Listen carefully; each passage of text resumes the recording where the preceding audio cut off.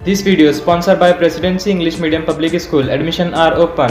Naseeb Hotel, Tea Point and Tiffin Center.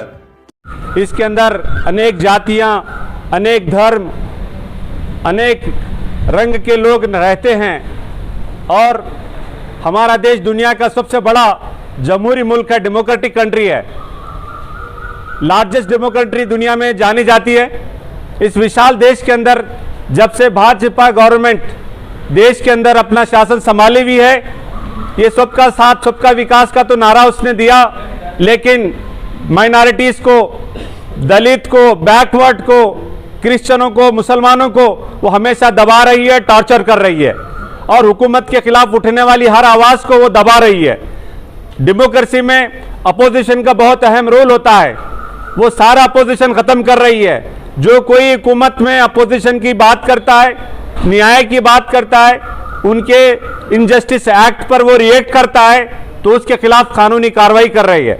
इसी तरह से इस देश के अंदर जो 15 दिनों से जो देश के अंदर एक बहुत ही जो है देश के अंदर वातावरण खराब हुआ है, उसका कारण यह है कि जहां पर जय शर्मा और नुपुर शर्मा, ये दो लोग बीजेपी के जो प्रवक्ता थे, जो स्पोक्स पर्सन थे, इन्होंने प्रवादी मोहम्मद सल्लल्लाहु अलैहि वसल्लम पर उन्होंने टिप्पणी की, जिसके नतीजे में देश के अंदर से आवाज उठी, लेकिन गवर्नमेंट उन पर रिएक्ट नहीं की।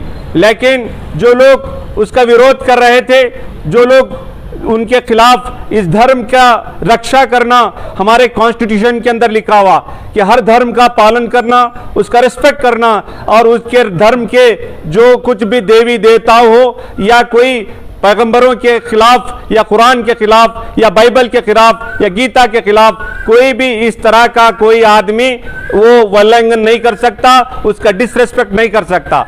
लेकिन जब ये किया गया तो हुकूमत खामोश रही, लेकिन ये जब आवाज उठ रही थी तो लोगों ने उनके गुस्से को, जब तक इनके गुस्सा नहीं आया 10 दिनों तक ये सोती रही।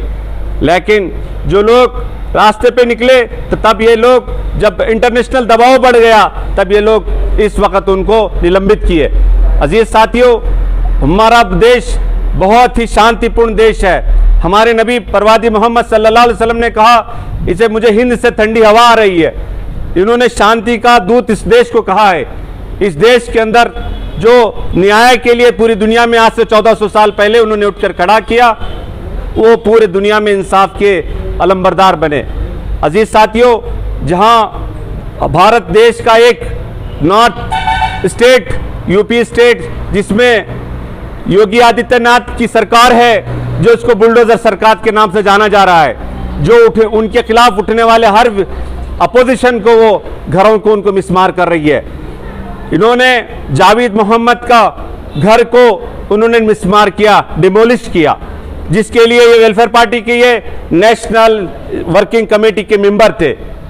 और उनकी बेटी जो फातिमा, अफरीन फातिमा, जो एक बहुत ही फ्रेटर्निटी मूवमेंट की एक एक्टिविस्ट थी, उसकी आवाज को दबाने के लिए इन्होंने उनके घर को रातों रात तोड़ दिया।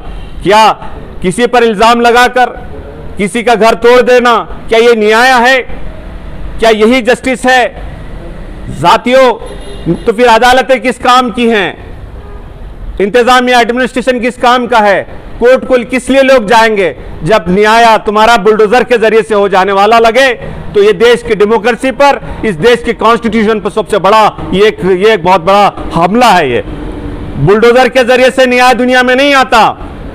दुनिया में न्याय आता है अदालत में, इंसाफ से।